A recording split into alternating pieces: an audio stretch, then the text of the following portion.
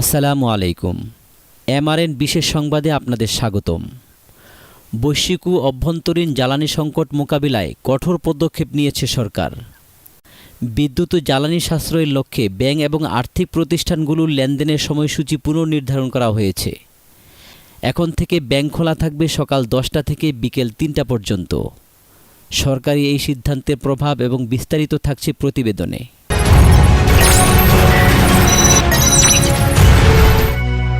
দীর্ঘদিনের প্রচলিত সময়সূচি বদলে গেল আজ থেকে। কেন্দ্রীয় ব্যাংকের নতুন নির্দেশনা অনুযায়ী এখন থেকে দেশের সকল তফসিলি ব্যাংক এবং আর্থিক প্রতিষ্ঠানে সকাল 10টা থেকে বিকাল 3টা পর্যন্ত সাধারণ লেনদেন চলবে। তবে দাপ্তরিক কাজ সম্পন্ন করার জন্য ব্যাংকগুলো 5টা পর্যন্ত খোলা রাখা যাবে।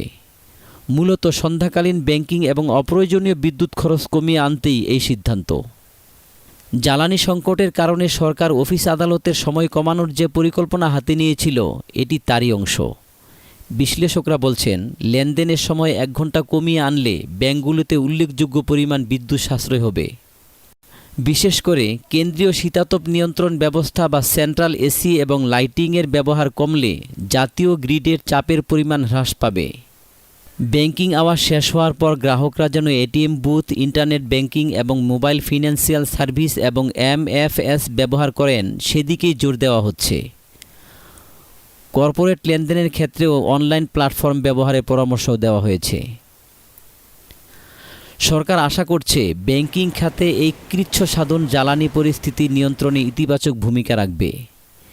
পরিস্থিতি স্বাভাবিক হলে পুনরায় আগের সময়সূচিতে ফিরে যাওয়ার ইঙ্গিতও পাওয়া গেছে। অর্থনীতি ও জনপদ নিয়ে আমাদের বিশেষ প্রতিবেদন আজ